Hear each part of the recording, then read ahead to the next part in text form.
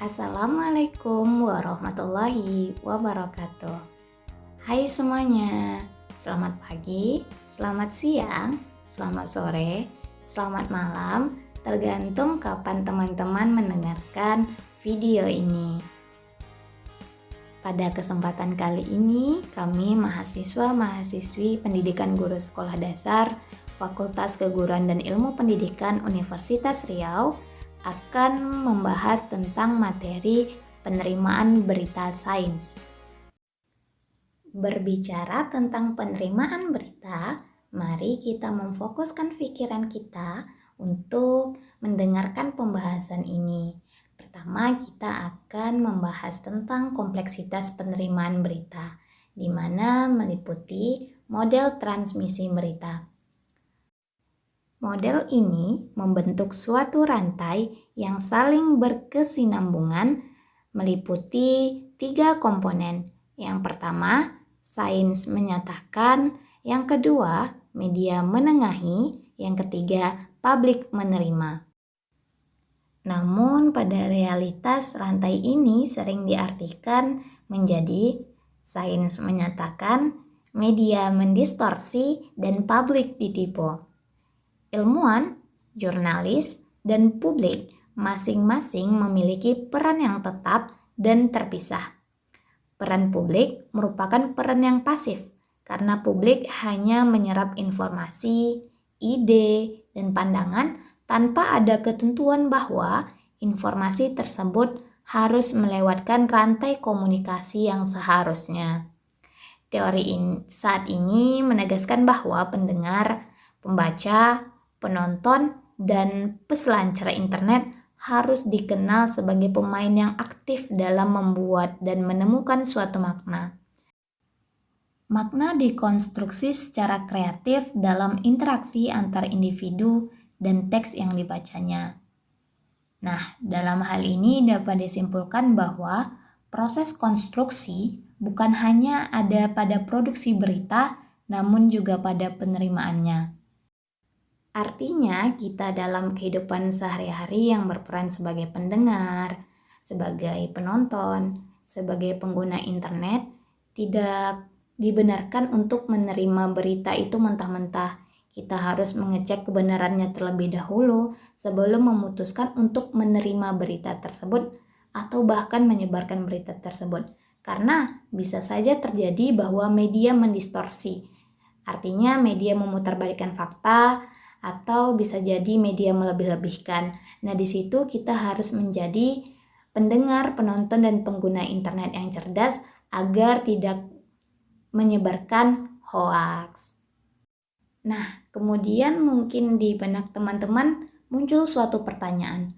Apakah kita mengingat apa yang kita lihat, yang kita dengar, dan yang kita baca?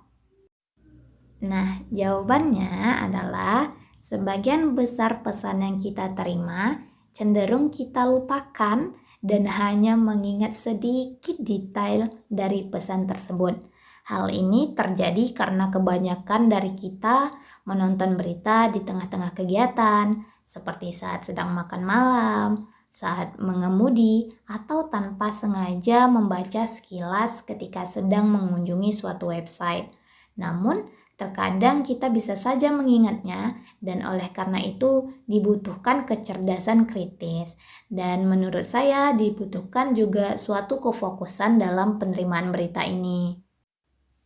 Suatu studi menyatakan bahwa informasi yang didapat melalui televisi lebih sulit untuk dipelajari daripada membaca berita. Dan kita lebih tahu sedikit tentang komunikasi sains yang dilakukan secara media siaran langsung daripada media cetak. Hal ini juga menyatakan bahwa surat kabar merupakan sumber informasi mendalam yang unggul dan berkaitan erat dengan pemahaman pengetahuan karena pembaca hanya perlu fokus kepada teks. Adanya perdebatan antara televisi dan surat kabar biasanya bersifat akademis, karena kebanyakan orang menggunakan kedua sumber ini untuk memenuhi kebutuhan informasi mereka. Tidak berhenti sampai di situ. Muncul lagi pertanyaan, apakah kita terpengaruh oleh apa yang kita lihat, apa yang kita dengar, atau apa yang kita baca. Berbicara tentang pengaruh, berarti kita membahas tentang efek media. Ada banyak sekali literatur tentang efek media, khususnya efek media dalam ranah pelaporan berita terkait sains dan pelaporan politik. Efek di sini dimaksudkan sebagai suatu hal yang mempengaruhi persepsi dari pendengar, persepsi dari pengguna internet, persepsi dari penonton terhadap berita yang disimaknya. Perlu diketahui bahwa media tidak selalu memberitahukan publik apa yang harus difikirkan, tetapi mereka memang memberitahukan apa yang harus mereka pikirkan. Televisi, radio, surat kabar, dan situs berita menandai isu-isu tertentu, namun mereka juga membingkai isu-isu tersebut sehingga tanpa sadar kita diundang oleh mereka untuk memiliki sebuah interpretasi tertentu. Publik mungkin diharapkan untuk memiliki dasar pengetahuan dan pendapat yang sempit. Namun, hal ini dikembalikan lagi kepada kita bagaimana kita mengolah informasi yang kita dapat tersebut. Selanjutnya, kita akan beralih ke pembahasan tentang memikirkan risiko dalam berita. Nah, ketika kita membaca atau mendengarkan berita yang berkaitan dengan risiko, kita harus mengerahkan pengetahuan kita tentang media untuk merespon dengan kritis kepada pesan tersebut. Ilmu pengetahuan seringkali tidak mampu memberikan jawaban yang jelas kepada pertanyaan singkat yang diberikan oleh publik. Hal ini menunjukkan bahwa risiko merupakan sebuah isu yang kompleks dan kita perlu mengerahkan pengetahuan kita untuk menanggapi pertanyaan-pertanyaan tersebut secara kritis agar kita dapat menanggulangi risiko tersebut. Oke, selanjutnya kita akan membahas tentang model penerimaan berita terkini dengan hubungannya dalam isu sosio-ilmiah.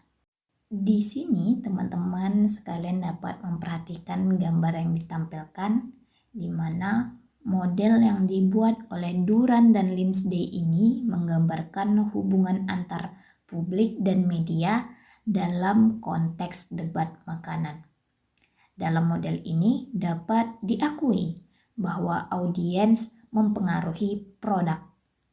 Editor berita tidak hanya menyiarkan dan mencetak apa yang ingin mereka siarkan, namun juga dari apa yang audiens mereka inginkan. Nah, akhirnya kita sampai di pembahasan terakhir di mana kita akan membahas tentang bagaimana cara meningkatkan repertoire interpretatif. Cara meningkatkan repertoire interpretatif ini tentunya kita harus memperhatikan sains dalam pemberitaan. Nah, perlu teman-teman ketahui jurus jitunya, yaitu kita harus memiliki daftar yang selalu kita ingat di pikiran kita untuk menginterogasi teks berita.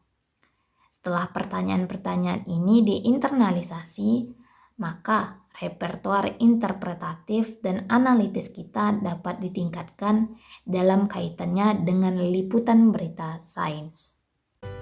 Cukup sekian penyampaian materi dari kami. Semoga apa yang kami sampaikan dapat menumbuhkan semangat literasi sains dalam diri kita masing-masing. Ayo, semangat berliterasi!